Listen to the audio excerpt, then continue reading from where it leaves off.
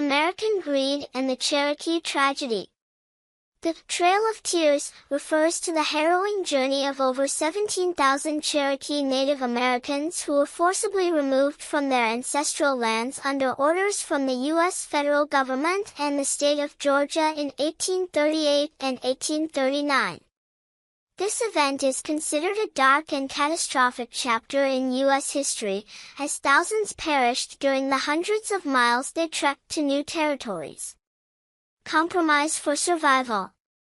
When the first European white settlers arrived in the 16th century, the Cherokee were a thriving Native American tribe, boasting the largest population in what is now the United States.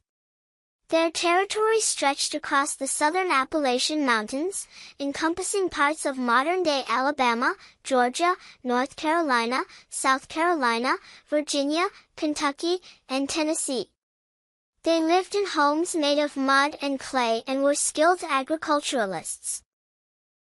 The Cherokee were quite religious and embraced some new cultural aspects from the West while still preserving their tribal traditions. At that time, the Cherokee enjoyed a prosperous and civilized life. By the early 17th century, however, the Cherokees' territory had shrunk by 90% due to white encroachment, leaving only a small portion in Georgia, with scattered areas in Alabama and Tennessee. Natural disasters and epidemics ravaged the tribe, reducing their population from 200,000 to just 25,000 within a century. The remaining Cherokee understood that they needed to compromise and adopt white ways of life to survive. The tribe accepted a constitution, built schools and courts, and even adopted white fashion. They also began using African slaves to protect their land. In 1822, the Georgia state government offered $30,000 to purchase the tribe's land, but the offer was rejected. At this point, the Cherokee aimed to restore their tribe as an independent nation. In 1827, the Cherokee adopted their first constitution, with the first election taking place a year later. However, the state of Georgia did not recognize their sovereignty. The Georgia government ordered the confiscation of their lands, banned Cherokee meetings, and imposed many other restrictions on the tribe. In the eyes of white people, Native Americans in general, and the Cherokee tribe in particular, were always considered savage and uncivilized. They were even seen as aliens who occupied land that white people coveted. From the early years of the United States, President George Washington believed the best way to solve the Indian problem was assimilation, encouraging them to convert to Christianity, learn to speak and write English, and adopt individual ownership of land and other property. Many tribes, such as the Choctaw, Chickasaw, Seminole, Creek, and Cherokee, accepted these rules and became known as the Five Civilized Tribes. However, Native American land was very valuable.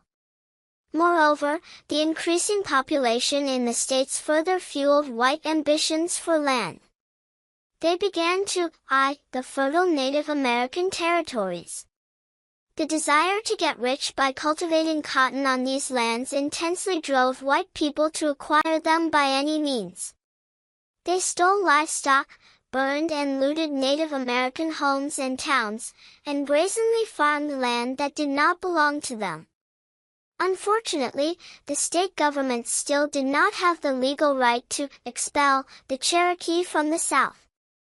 Everything began to change when Andrew Jackson was elected U.S. president and declared, "These tribes need to disappear among modern civilization and among the superior races."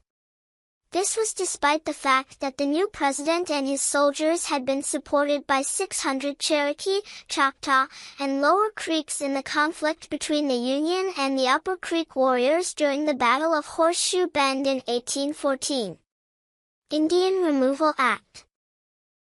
Under the protection of the new president, Georgia's congressman presented a bill to Congress for the removal of Native Americans, aiming to relocate the 5 civilized tribes from the south to territories west of the Mississippi River.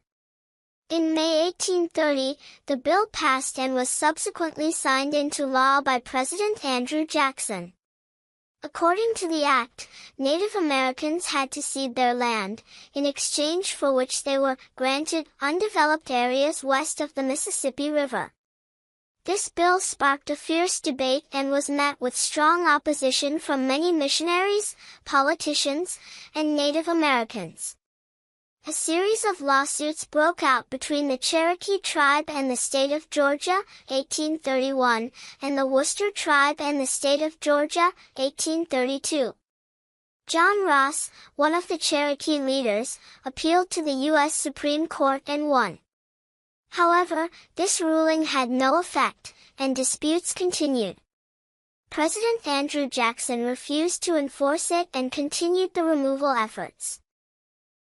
Meanwhile, the southern states did not abandon their land hunger. The Cherokee did not give up their struggle to keep their land.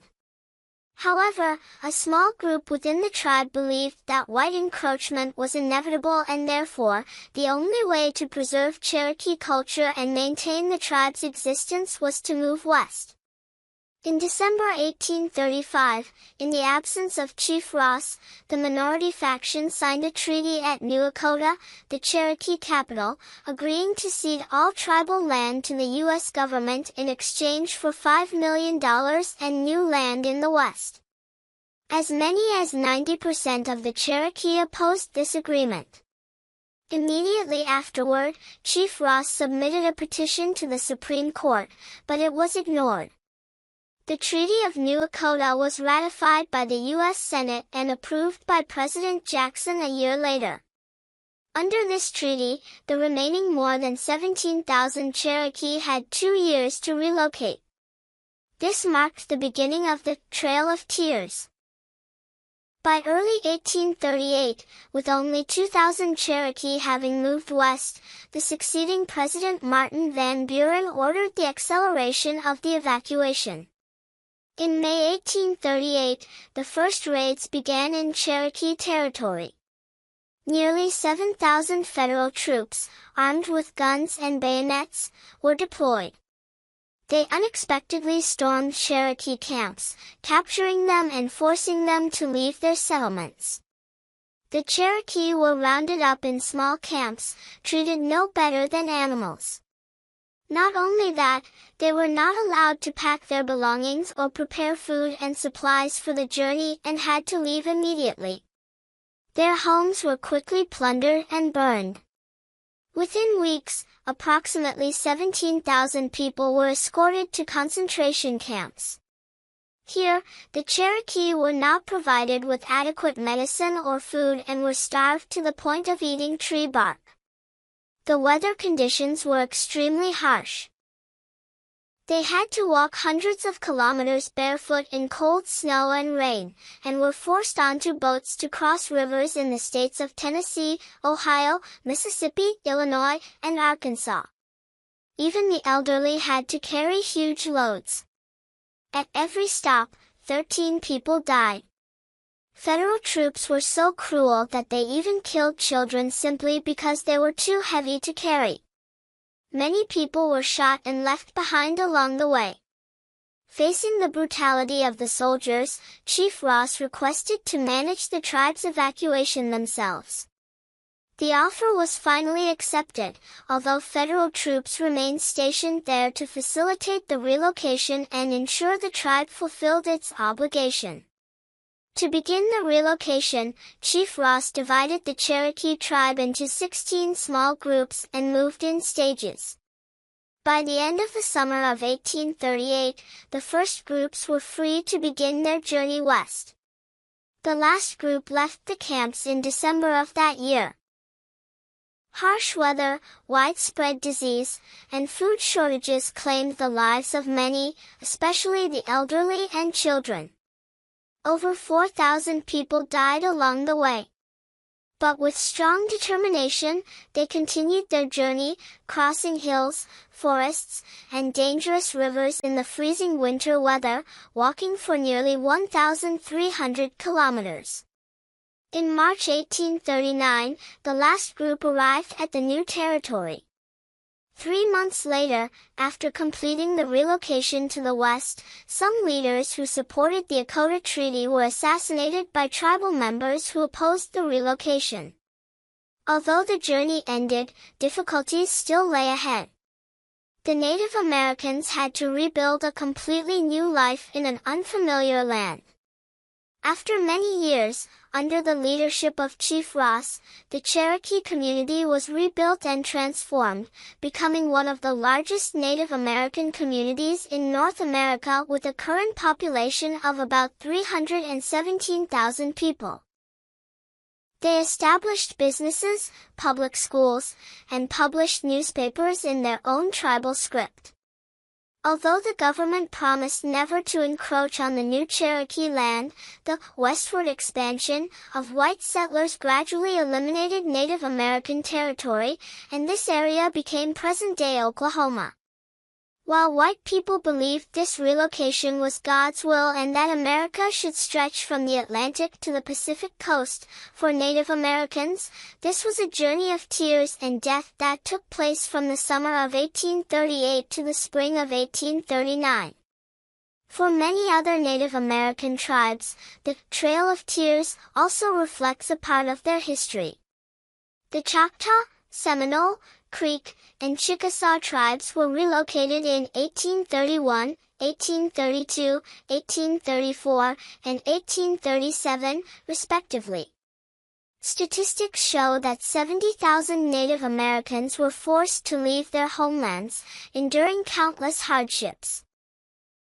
The book, Sam Cloud's Reminiscences, the memoir of a Cherokee tribal member who participated in the Western relocation, reflects some of the ferocity of this destructive journey. His story was retold by his grandson Michael Rutledge and quoted in an article titled, "Forgiveness in the Age of Forgetting." "My mother had a fever and coughed terribly, but I couldn't wake her up. I didn't understand when my father died, nor my mother's death. And then I suddenly realized that I was alone. The soldiers kept urging us on. When we passed through white towns, they ran out to watch but did not stop this journey. All I saw was their skin color. And I hated it." After many years of struggle, the U.S. government finally recognized the importance of Native American tribes. Many museums were built, and the education system now teaches the history of Native American tribes, seeing this as a way to show respect for them. In 1987, the U.S. government passed a bill transforming the Trail of Tears into a National Historic Trail, preserved by the National Park Service. Today, visitors can explore and learn about the history of the Trail of Tears across thousands of kilometers. In December 2009, President Barack Obama signed a resolution formally apologizing to all Native American tribes for past injustices.